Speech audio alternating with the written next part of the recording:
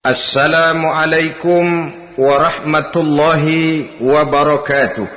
Waalaikumsalam warahmatullahi wabarakatuh. Bismillahirrahmanirrahim. Alhamdulillahi rabbil alamin.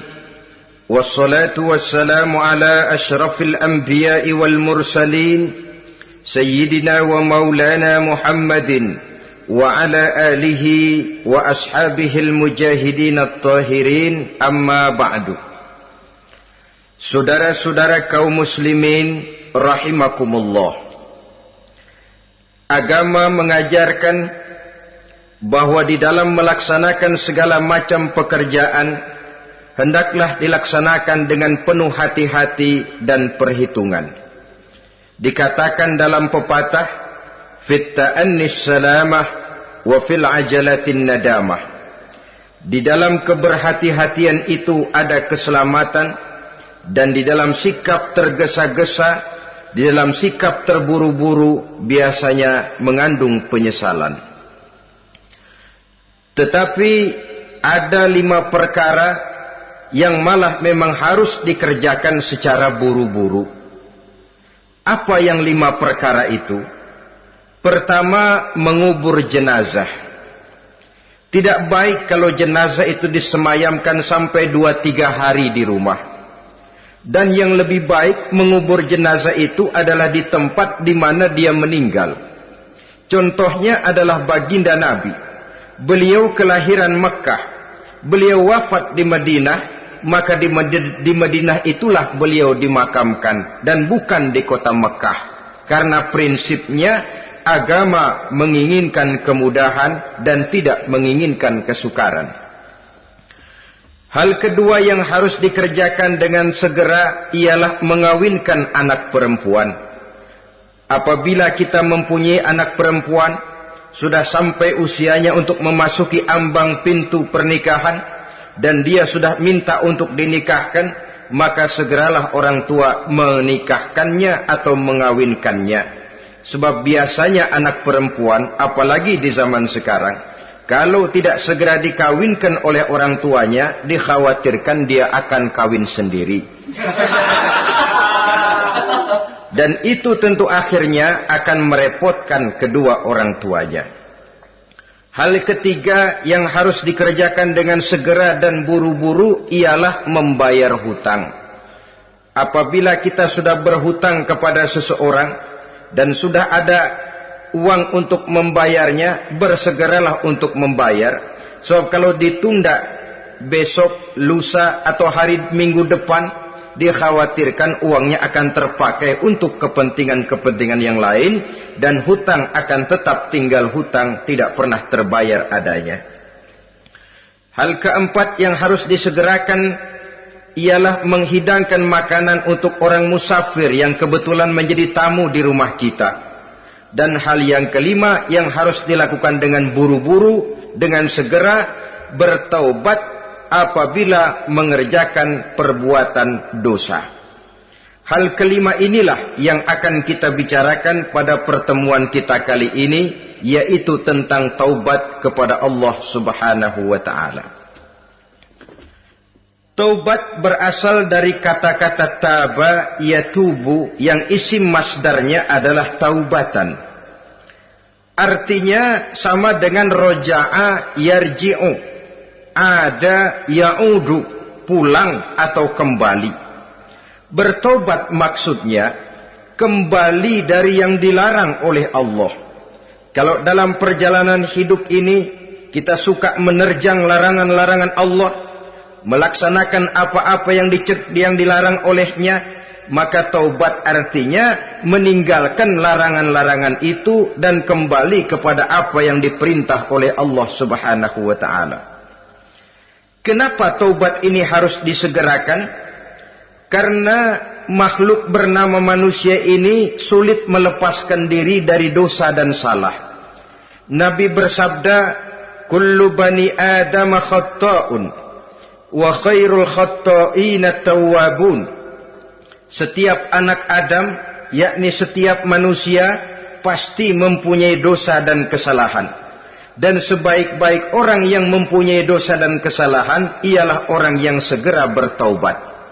Dengan kata lain, orang yang baik sesungguhnya bukanlah orang yang tidak punya salah, karena tidak ada orangnya yang tidak punya salah. Tetapi orang yang baik adalah orang yang apabila melakukan kesalahan, dia segera sadar, dijadikannya kesalahan itu sebagai pelajaran untuk tidak diulanginya lagi pada masa-masa yang akan datang. Inilah yang digambarkan oleh Allah Subhanahu wa taala dalam surah Ali Imran ayat 135. Walladzina iza fa'alu fahishatan, dan orang-orang yang apabila mereka terjatuh ke dalam perbuatan dosa, au zalamu anfusahum, atau berbuat zalim kepada diri mereka sendiri, dzakarullaha fastaghfaru lidzunubihim, mereka segera ingat kepada Allah dan memohon ampun terhadap dosa yang pernah mereka kerjakan. Saudara-saudara kaum muslimin rahimakumullah, sejak awalnya iblis memang sudah memproklamirkan diri di hadapan Allah Subhanahu wa taala. Apa kata iblis? Ya Rabbi wa izzatika la azalu aghwi bani adama ma damat arwahuhum fi ajsadihim.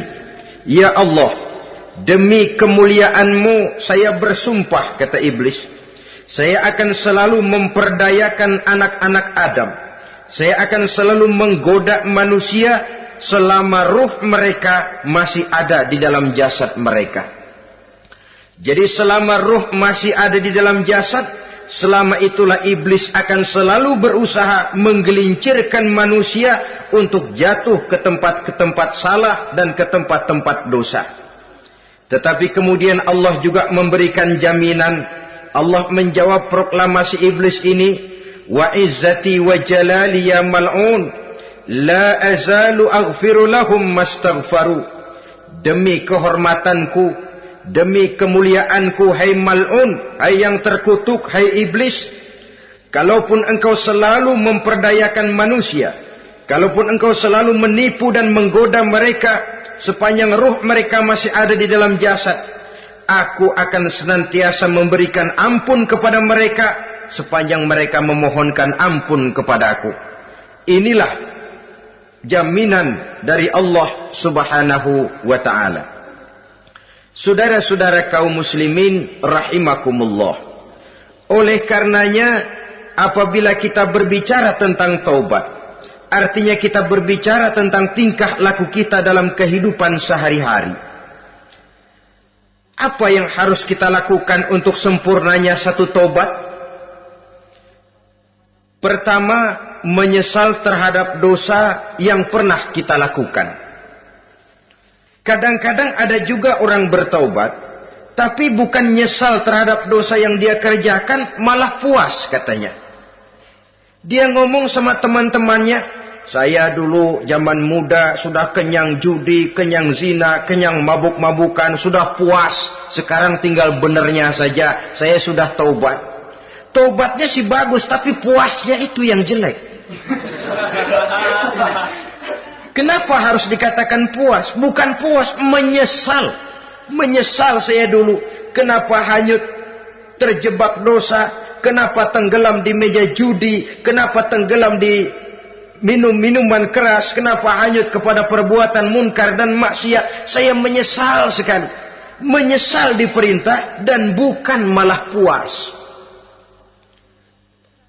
Dari rasa menyesal ini nanti timbul hal yang kedua, yaitu berniat tidak akan mengulangi lagi perbuatan dosa. Kalau menyesal tapi masih diulangi lagi, itu belum taubat yang sebenarnya. Saya kapok, menyesal, tidak mau minum minuman keras lagi. Besok tidak ada minuman keras, malah pusing, nyari kesana kemari. Itu belum taubat yang sebenarnya. Jadi setelah menyesal, berniat tidak akan mengulangi lagi perbuatan dosa itu. Kalau menyesal tapi masih diulanginya lagi, itu sama saja dengan main-main. Saudara-saudara kaum muslimin rahimakumullah, Barangkali itu yang orang namakan dengan taubat sambal namanya. Kita kalau makan nasi pakai sambal, pedesnya bukan main, repot, marah, ngomel. Gila, sambal pedes bukan main, taubat sama sambal. Taubat sama sambal katanya. Tapi 2-3 hari kemudian dia makan lagi, nggak ada sambal, nyari. Kemarin sudah taubat, 2 hari kemudian malah nyari. Ini bukan taubat yang sebenarnya. Penyesalannya tidak diiringi dengan berniat untuk tidak mengulangi perbuatan dosa itu selama-lamanya.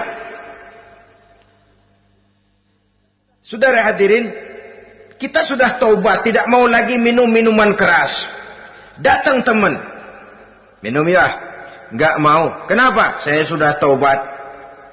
Yang benar, benar. Kalau dibayarin, udah. Jadi rupanya taubatnya itu cuma karena nggak ada yang bayarin. Begitu datang yang bayarin, berangkat lagi. Itu belum lagi merupakan taubat yang sebenarnya.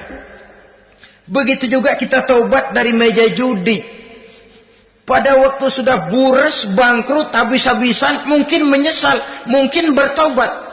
Inilah akibatnya judi, rumah tangga berantakan, harta bures, anak terlantar, uang tidak ada.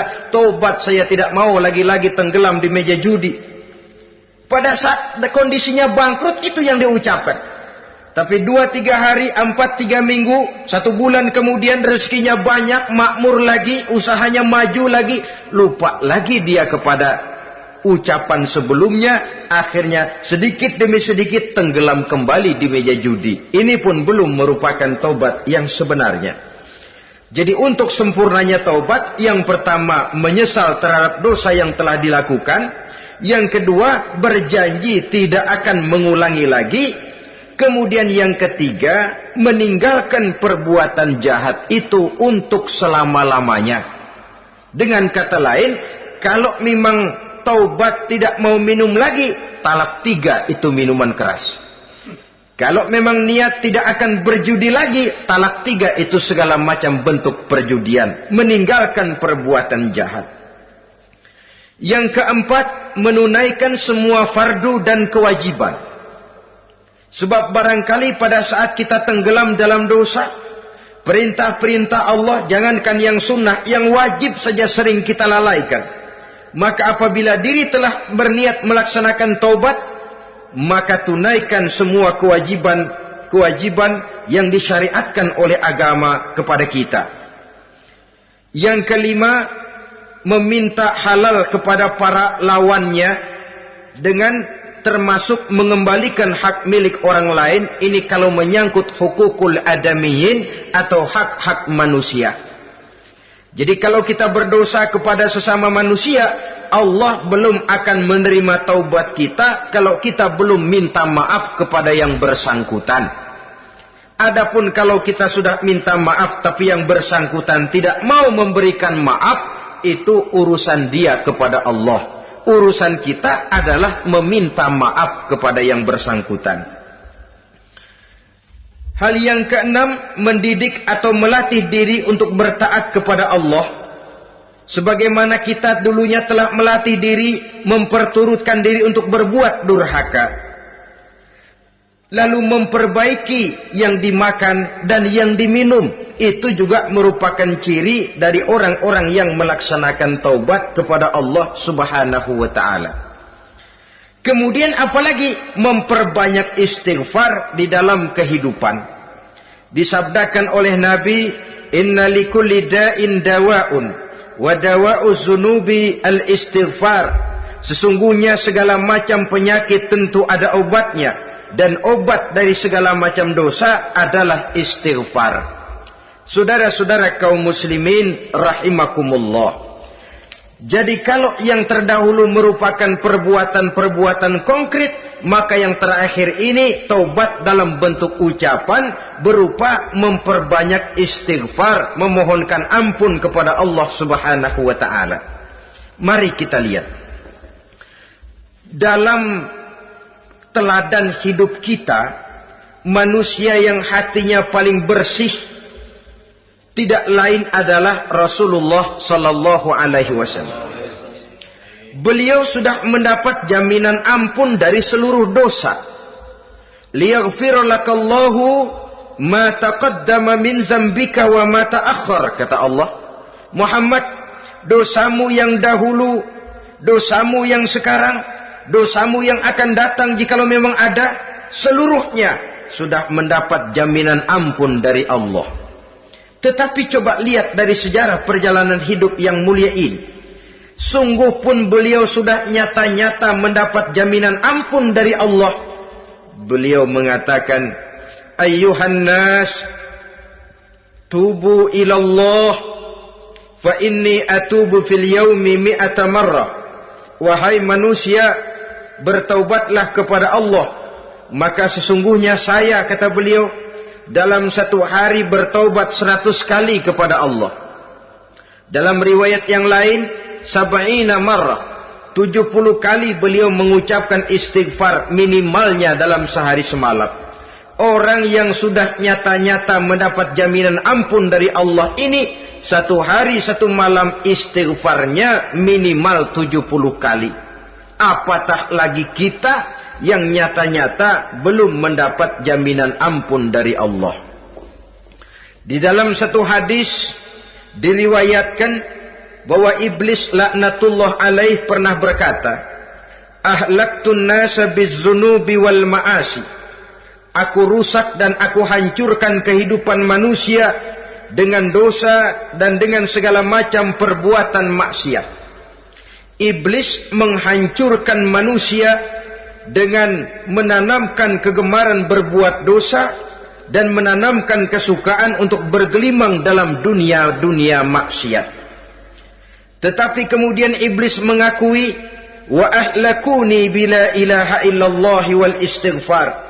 Tetapi kemudian terbalik, manusia menghancurkan aku dengan kalimat la ilaha illallah dan dengan istighfar, yakni mengucapkan astaghfirullahal azim. Inilah senjata pemungkas menghadapi upaya iblis untuk menghancurkan manusia. Kalau iblis menghancurkan manusia dengan perbuatan dosa, dengan menenggelamkan manusia ke dalam perbuatan-perbuatan maksiat, hendaknya kita sadar. Pada saat kita terdorong untuk melakukan perbuatan dosa, kita lalu sadar inilah perangkap iblis untuk membinasakan saya. Pada saat kita terjebak ke dalam perbuatan maksiat dan munkarat, ingatlah baik-baik, inilah perangkap iblis untuk merusak dan membinasakan saya. Maka hancurkan perangkap iblis, hancurkan tipu daya dan usaha iblis itu dengan apa? Dengan kalimat la ilaha illallah dan dengan memperbanyak istighfar. Falamma ra'aitu dzalik, ketika aku lihat hal itu, kata iblis, mereka hancurkan kita dengan dosa dan maksiat, dan kita hancurkan mereka dengan la ilaha illallah dan istighfar. Diamkah iblis? Puaskah iblis? Ternyata tidak. Apabila aku lihat usaha manusia itu, ahlaktuhum bil huda, ahlaktuhum bil hawa, wahum yahsabuna annahum muhtadun. Apabila mereka hancurkan aku dengan la ilaha illallah dan istighfar, maka aku kembali menghancurkan mereka dengan mempergunakan hawa nafsu, sehingga mereka menyangka bahwa mereka adalah orang-orang yang mendapat petunjuk. Ditanamkan dalam diri kita perasaan bahwa kitalah orang yang paling benar, itu pun tipu daya iblis. Maka orang pintar itu baik, tapi merasa pintar itu jelek. Orang benar itu bagus, tapi merasa benar itu tidak baik. Karena biasanya orang kalau sudah merasa benar, lalu cenderung untuk menganggap orang lain tidak benar. Kalau sudah begitu, dia akan mengklaim diri, sayalah orang yang paling benar, yang lain tidak benar semuanya. Itu termasuk perangkap iblis juga, setelah kita gempur mereka dengan kalimat tahlil dan dengan kalimat istighfar. Saudara-saudara kaum muslimin rahimakumullah, Allah Maha Pengasih dan Maha Penyayang. Ia akan mengampunkan perbuatan yang bersifat salah dari manusia, Hanya manusia saja yang kadang-kadang bodoh, tidak mau mengampuni dan memaafkan dirinya sendiri, dengan membiarkan dirinya terseret berlarut-larut dalam dosa tanpa keinginan untuk bertaubat. Sepanjang nafas belum sampai di tenggorokan, sepanjang matahari masih terbit di sebelah timur dan terbenam di sebelah barat, sepanjang itu Allah masih akan menerima taubat seorang hamba. Innallaha yaqbalu taubatal abdi ma lam yugharghir. Allah akan senantiasa menerima taubat seorang hamba sebelum nafasnya sampai di tenggorokan. Apabila nafas sudah sampai di tenggorokan, maka taubat sudah terlambat adanya. Lalu yang konkret di dalam kehidupan ini, apa ciri-ciri dari orang yang melaksanakan taubat itu? Seorang ahli hikmah berkata, pertama, orang yang taubat itu kelihatan bahwa dalam kehidupan ini dia mampu menjaga lidahnya dari ucapan yang berlebih-lebihan, dari ucapan yang tidak ada manfaatnya, dari ucapan yang mengandung dosa, namimah, mengadu domba, dan ucapan-ucapan yang merugikan orang lain. Orang yang taubat kelihatan dari lidahnya. Ini yang konkret. Yang kedua, orang yang taubat itu cirinya tidak ada lagi rasa dengki di hatinya. Tidak ada keinginan untuk membenci dan memusuhi orang lain. Kenapa? Dia sudah sibuk memikirkan kekurangan dirinya sendiri. Sehingga tidak ada waktu lagi untuk mengorek-ngorek, mencari-cari aib dan kekurangan pada diri orang lain. Ini makna ucapan Nabi, tuba liman syaghalahu aibuhu an uyubin nas. Beruntunglah orang yang kekurangan pada dirinya menyebabkan dia cukup sibuk sehingga tidak sempat mencari-cari dan mengorek-ngorek aib dan kekurangan orang lain. Berbeda dengan orang yang masih jauh dari sikap taubat. Selalu berusaha mencari dan mengorek-ngorek kekurangan orang lain, sementara aib dan kekurangan dirinya diumpetin. Ini namanya ilmu kancil. Orang lain disorotin, dia ngaling, ngumpet. Kerjaannya apa? Monten orang lain saja. Dia sendiri tidak mau diponten dan tidak mau memonten dirinya. Akibatnya apa? Sikap introspeksi tidak ada. Sikap mawas diri hilang. Sikap melihat, bercermin terhadap pribadinya sendiri hilang. Yang ada cuma menilai orang lain saja. Jadi adapun orang yang sudah bertaubat ini, di hatinya tidak ada dengki. Melihat orang lain mendapat nikmat, alhamdulillah, dia ikut bersyukur. Lain dengan orang yang jauh dari taubat. Tetangganya dapat nikmat, dia meriang. Tidak senang hatinya melihat orang lain senang.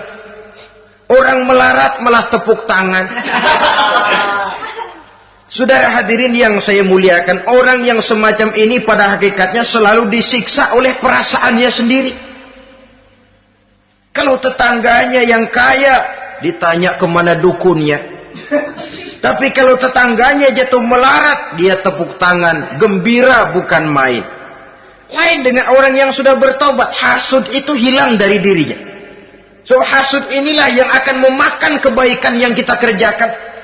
Kata Nabi, hasud itu bisa memakan kebajikan seperti api memakan kayu bakar. Allahu Akbar. Puasa kita, zakat kita, sholat kita, habis kropos dimakan oleh sifat hasud. Tidak terasa, tapi begitu kita punya sifat dengki kepada orang lain, maka sholat kita dimakan oleh dengki tadi, puasa kita dimakan oleh dengki tadi, segala macam kebaikan yang kita kerjakan dimakan oleh si dengki tadi, seperti api memakan kayu bakar, cepat sekali. Itulah sebabnya bagaimanapun banyak kebaikan yang sudah kita kerjakan, jangan bangga dan jangan lalai. Sebaliknya, bagaimanapun besar dosa dan kesalahan yang pernah kita lakukan, jangan putus asa dari rahmatnya Allah Subhanahu wa ta'ala. Jadi yang kedua, ciri orang yang bertaubat, di hatinya tidak ada dengki dan tidak ada rasa ingin memusuhi orang lain.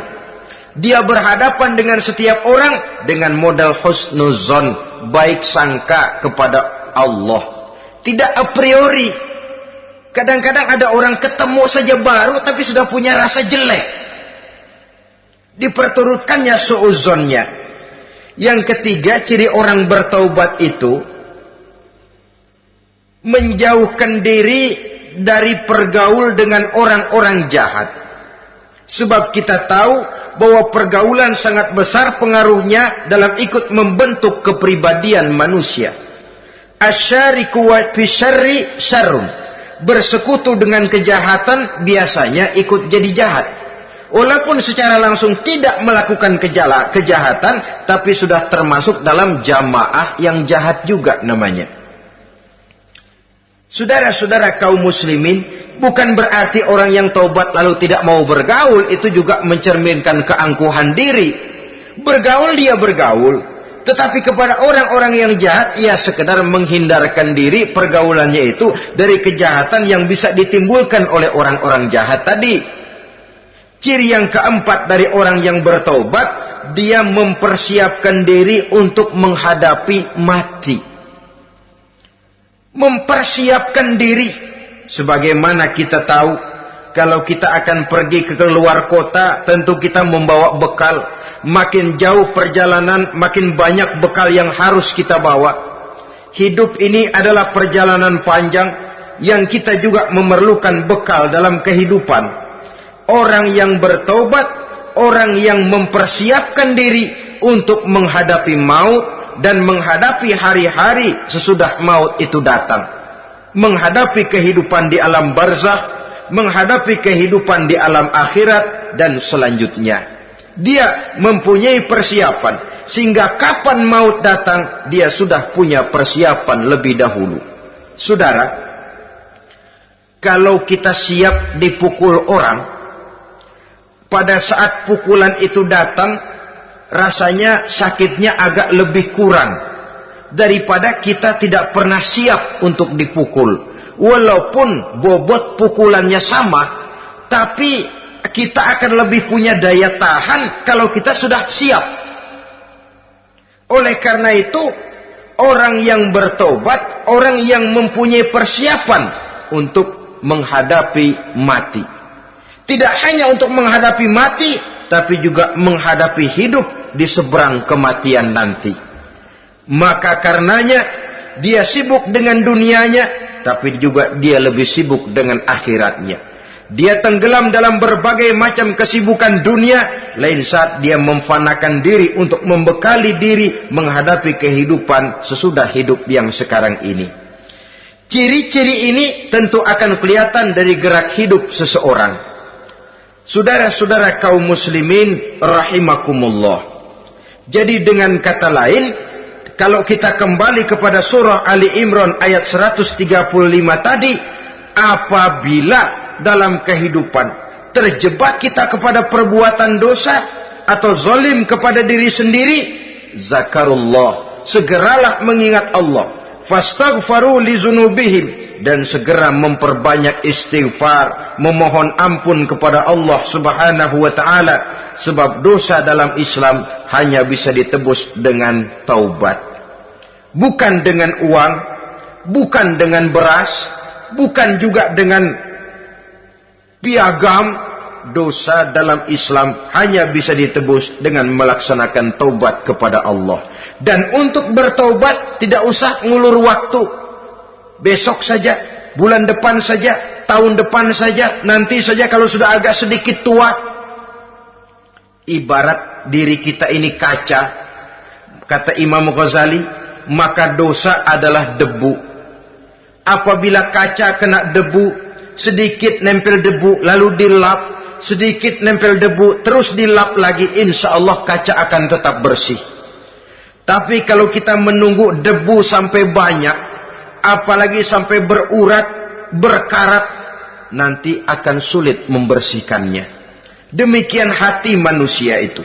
Kalau sudah dihinggapi oleh dosa, ditumpuknya lagi, berkarat dosa dalam hati, biasanya berat untuk melaksanakan taubat. untuk lebih meningkatkan pengertian kita tentang ciri dari orang-orang yang bertaubat, mari kita ikuti sebuah dialog yang pernah terjadi antara Rasul dengan para sahabat. Satu hari ketika sedang berkumpul dengan para sahabat, baginda Rasul bertanya, "Atadruna manit taib?" Saudara-saudara, tahu enggak saudara-saudara, siapa sebenarnya orang-orang yang bertaubat itu?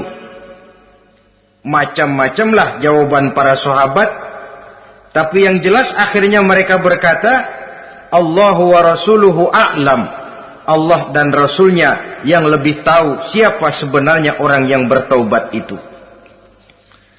Atas jawaban ini, baginda Rasul lalu menegaskan, pertama, man taba wa lam yata'allamil ilma falaysa bitaibin. Siapa orang yang mengaku bertaubat kepada Allah, lalu dia tidak mau mencari ilmu, tidak mau belajar, falaysa bitaibin, maka dia belum termasuk orang yang bertaubat. Jadi di sini jelas bahwa bukan hanya dari dosa kita bertaubat, juga bertaubat dari kebodohan. Dalam arti tidak membiarkan diri kita bodoh terus menerus. Dengan bahasa anak sekarang, bodoh tapi betah.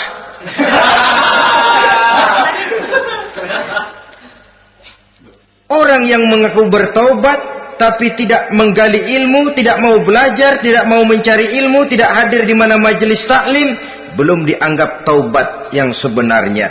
Jadi grafik orang yang taubat itu kelihatan dari kesungguhannya mencari ilmu, menghadiri majelis taklim, menghadiri kuliah-kuliah, ceramah-ceramah dan diskusi-diskusi keagamaan. Rakus dia dengan ilmu pengetahuan agama, sehingga dengan ilmunya taubatnya semakin mantap. Ini ciri yang pertama.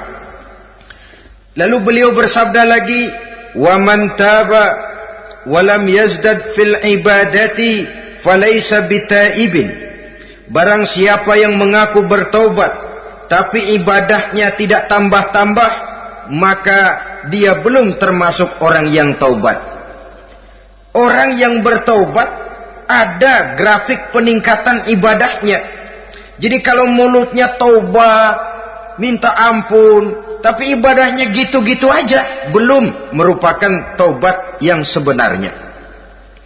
Jadi pada saat dia melaksanakan taubat, memproklamirkan diri untuk kembali ke jalan Allah, nilai ibadahnya meningkat. Kalau sholatnya tadinya cuma sekedar yang wajib-wajib saja, setelah dia taubat bertambah melaksanakan yang sunnah, rawatibnya, qobliyah, ba'diyahnya, atau kemudian nawafilnya berupa tahajud, hajat, duha, istikharah, dan solat-solat sunnah lainnya. Jadi kelihatan dari peningkatan ibadahnya. Ini ciri yang kedua. Yang ketiga kata Nabi lagi, wa man taba wa lam yardal khusama falaysa bitaibin. Barang siapa yang mengaku bertaubat kepada Allah tapi dia tidak bisa meridhoi musuh-musuhnya, maka belum lagi dia dianggap orang yang bertaubat. Meridhoi, memaafkan musuh. Saudara, memberi maaf itu lebih sulit daripada minta maaf. Tapi memberi maaf lebih mulia daripada minta maaf. Minta maaf gampang, memberi maaf yang sulit. Karena itu orang yang memberi maaf menunjukkan jiwa yang lebih luhur daripada orang yang minta maaf. Sebab apa? Posisi orang yang memberi maaf kan posisi orang yang menang. Biasanya dalam posisi menang orang gampang congkak dan sombong. Orang datang minta maaf kepada kita, lalu timbul keseganan. Iya, minta maaf sih gampang. Memberi maaf itu yang sulit, tapi itu yang sangat dianjurkan. Dan itu merupakan ciri dari orang-orang yang bertaubat. Lalu apalagi? Wa man taba wa lam yughayyir libasahu wa zinatahu falaysa bitaibin. Barang siapa yang mengaku bertaubat tetapi pakaian dan perhiasannya tidak berubah, maka dia belum lagi dianggap bertaubat. Orang bilang pakaian memang kulit, yang penting isi. Tetapi bagaimanapun kulit mencerminkan isi. Dari pakaian kita bisa mengkaji kepribadian seseorang. Saya berpendapat bahwa pakaian penting, kulit juga penting. Kulit penting, isi penting. Kulit tanpa isi tidak ada artinya. Isi tanpa kulit juga meragukan orang. Wah, yang penting kan isinya, kulitnya gimana saja. Saya mau tanya, saudara dapat duren di jalanan, isi aja nggak ada kulitnya. Kira-kira dimakan nggak duren itu? Paling kurang akan menimbulkan keraguan. Jangan-jangan sudah dicampur racun ini. Jadi dengan demikian orang yang bertaubat ini kelihatan dari cara berpakaian, cara berhias diri, tidak over. Dia kembali kepada fungsi berpakaian. Dalam Islam kan sesungguhnya fungsi pakaian itu yang paling utama. Pertama, nutup aurat. Itu ukurannya. Yang kedua, pantas. Yang ketiga, baru soal mode.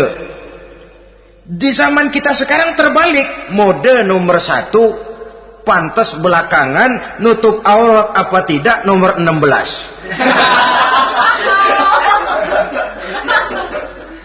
Kalau sudah mode, kita kekurangan pertimbangan. Ini buat saya pantas apa tidak, ini menutup aurat apa tidak. Kita balik. Padahal fungsi berpakaian dalam Islam tujuan utamanya pertama nutup aurat. Biar modenya mutaakhir ciptaan Pierre Cardin sekalipun, kalau memang tidak nutup aurat, ya hukumnya masih belum berpakaian. Atau juga ukuran yang kedua, pantas. Yang orang lain pantas kita pakai, belum tentu kita pantas. Kita kadang-kadang kehilangan pertimbangan. Lihat iklan bintang film memakai pakaian yang begini bagus, lalu kita pakai saja. Ya tentu namanya bintang film. Kadang-kadang pakaian untuk show dipakai buat kondangan. Akhirnya habis sekampung orang nonton dia. Ya nggak pantas toh, nggak wajar.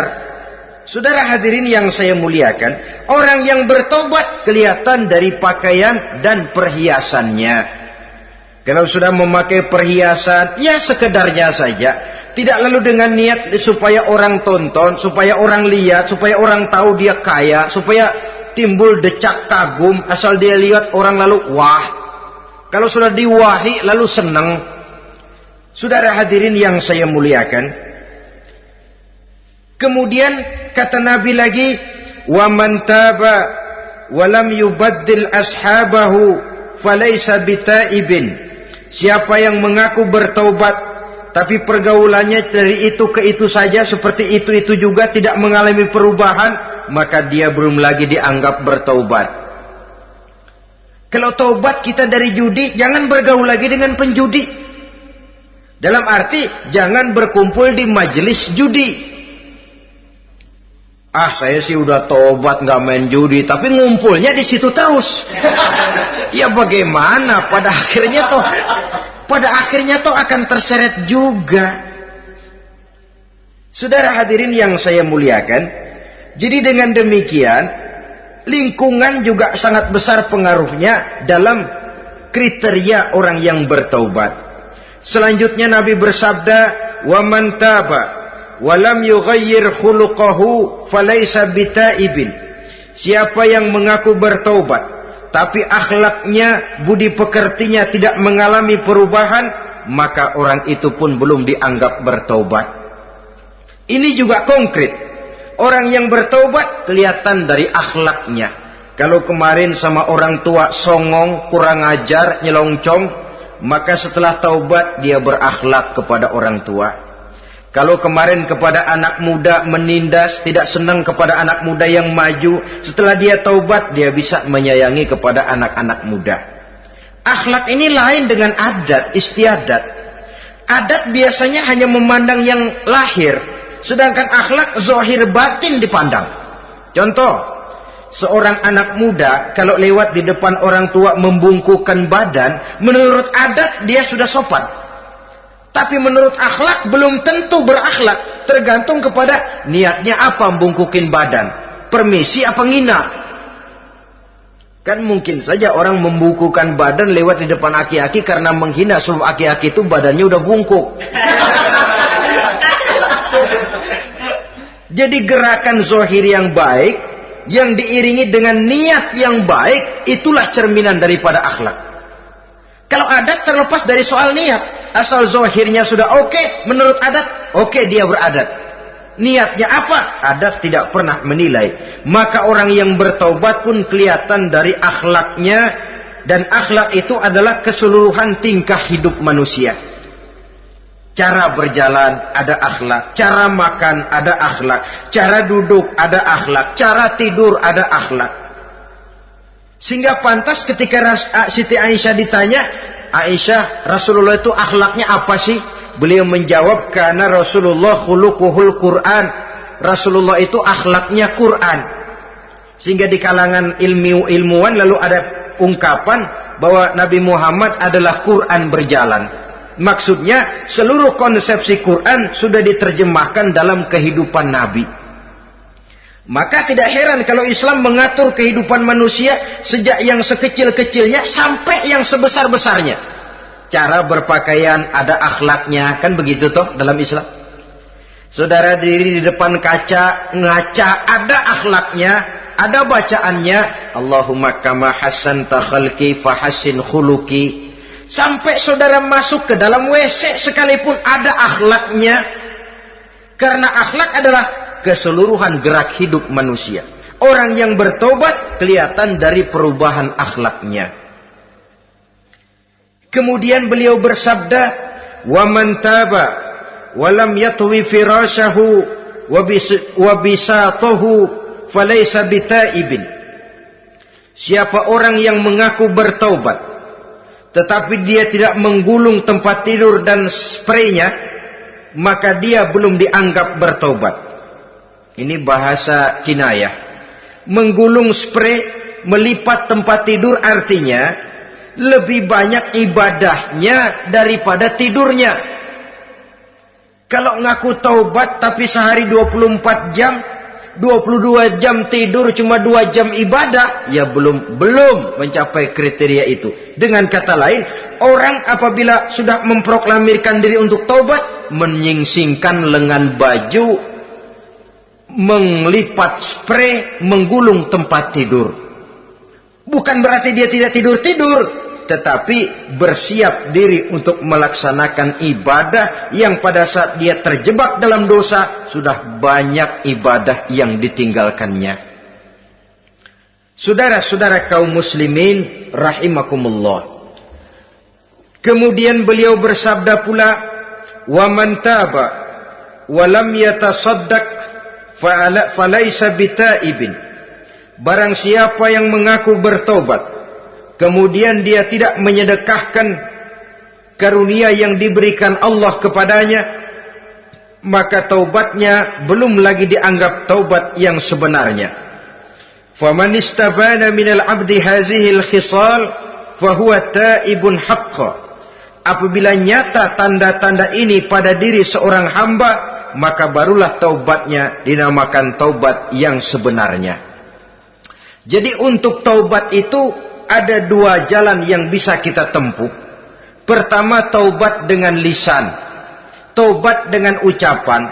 Dalam artian apa? Memperbanyak istighfar. Istighfar yang mana? Yang mana yang mungkin saja. Kalau waktunya sempit ya istighfar yang pendek-pendek. Astaghfirullah, astaghfirullah, astaghfirullah.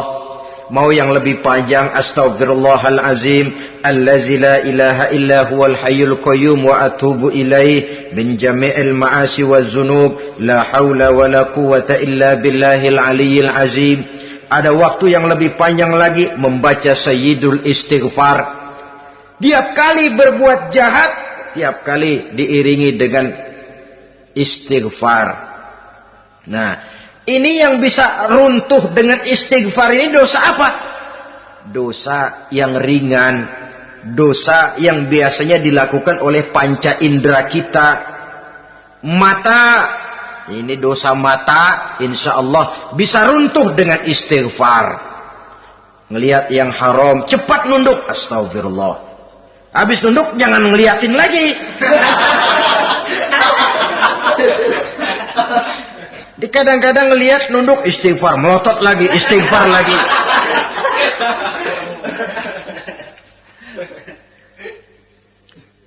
Saudara hadirin yang saya muliakan, kata Imam Ali, nazratul ula laka wasaniyatu alaika. Ini dalam menjaga mata. Pandangan pertama rezekimu, kelihatan, namanya kelihatan kan rezeki. Pandangan pertama rezekimu, ulangannya dosamu.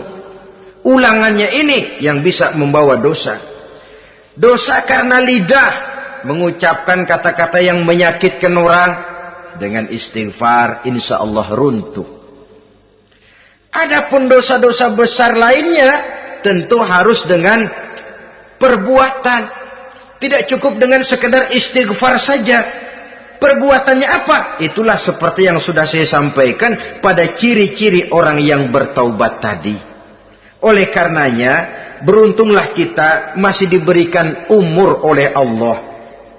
Sehingga segala dosa dan kesalahan yang kita lakukan, kita masih punya kesempatan untuk mengadakan pemutihan, bertaubat kepada Allah. Nah, apa kemudahan yang diberikan Allah kepada orang yang melazimkan istighfar di dalam hidupnya? Pertama, kata Nabi, man lazimal istighfar, siapa orang yang melazimkan, membiasakan diri istighfar, diberikan keistimewaan oleh Allah. Pertama, ja'alallahu lahu min kulli dhiqin makhraja.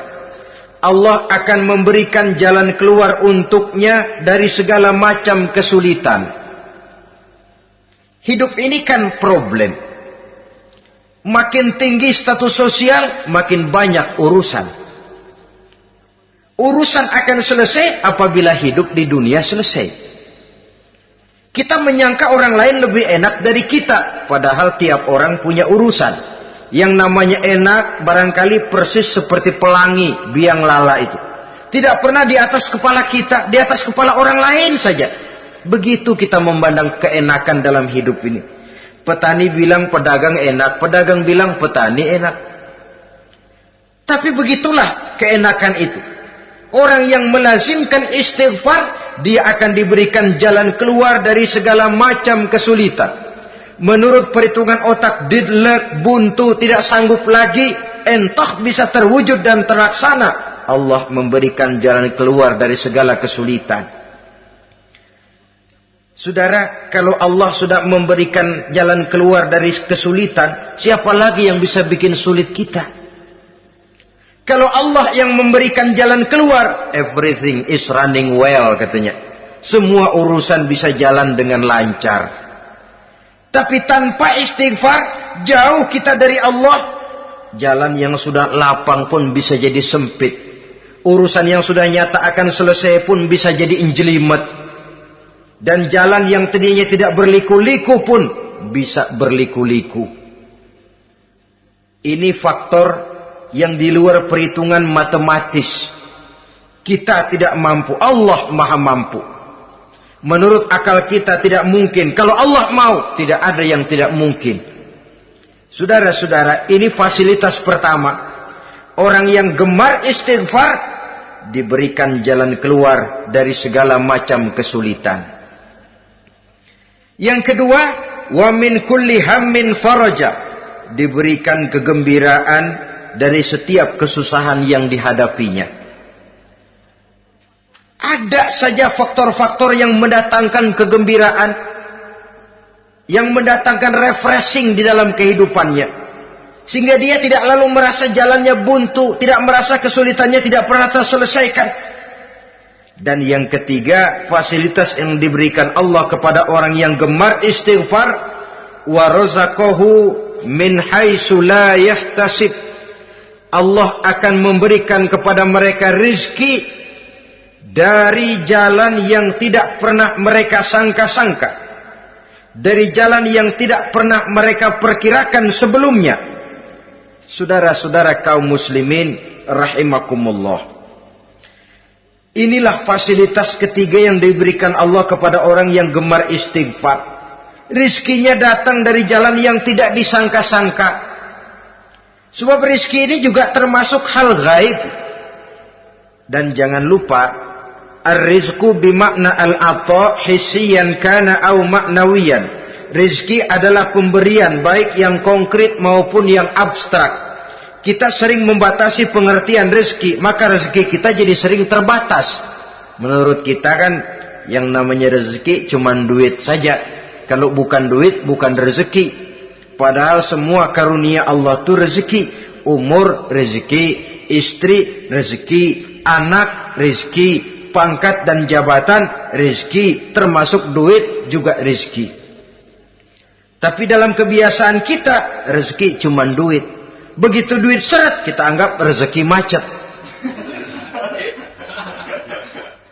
Maka akhirnya kita tidak bersyukur kepada Allah. Padahal mungkin di sektor duit macet, tapi rezeki dari segi lain, ilmu barangkali tambah, wibawa naik, pangkat naik, anak tambah, itu juga merupakan rezeki.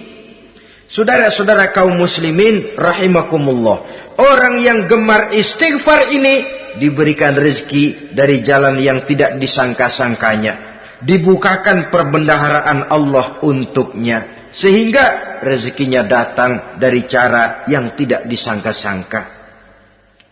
Allah Maha Kaya.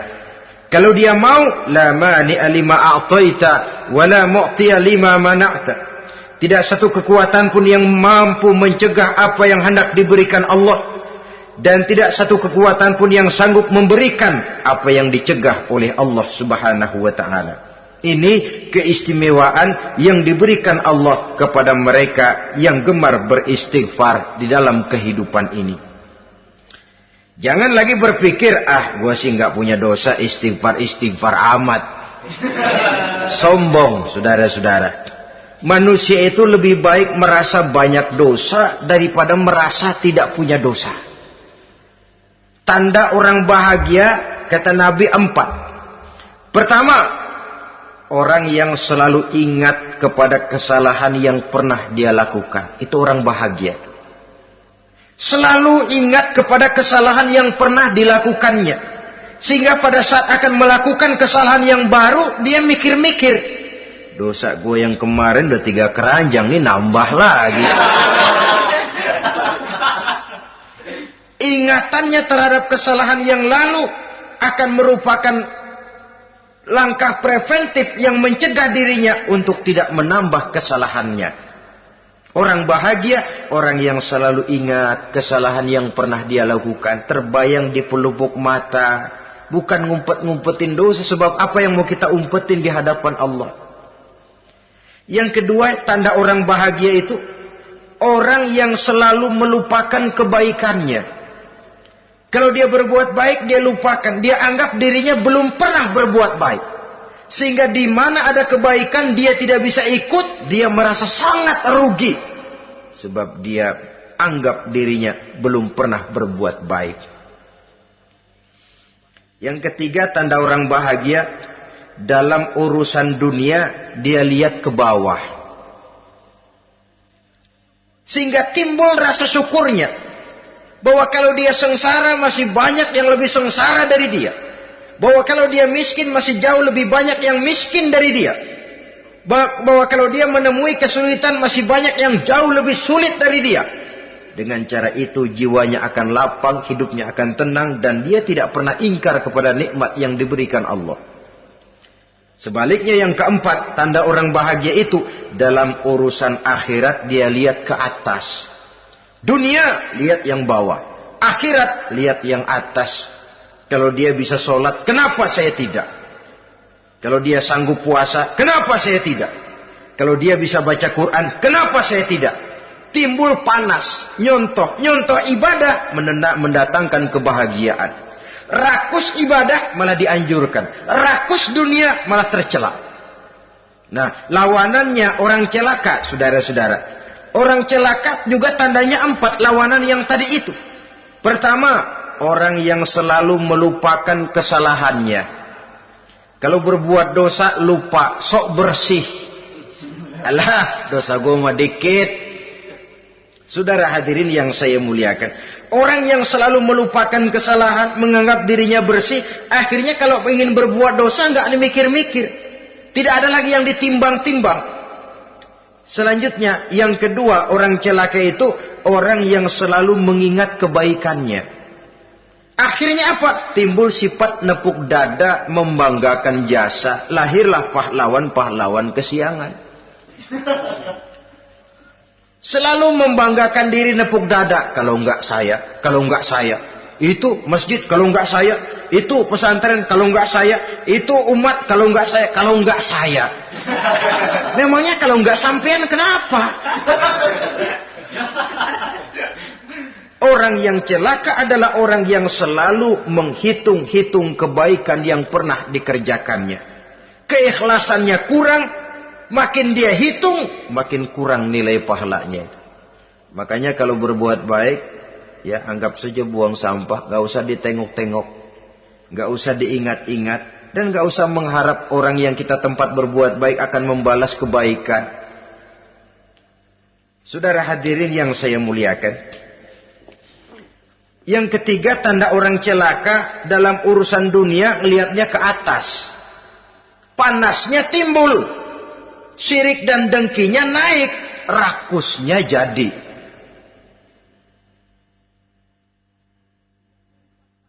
Timbul sifat panasnya itu, tidak mau ngerti. Kalau tetangga saya bisa beli kulkas, kenapa saya tidak? Kalau tetangga saya bisa beli motor, kenapa saya tidak? Kalau tetangga saya bisa beli mobil, kenapa saya tidak? Gaji nggak cukup, tuyul piara.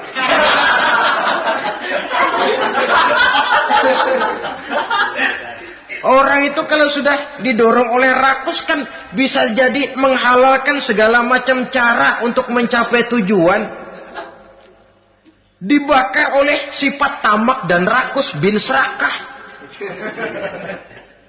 Nah, kalau sudah didorong oleh rasa rakus, yang segera tersingkir pertama rasa malu. Orang kalau sudah rakus nggak ada malunya, rasa malunya hilang.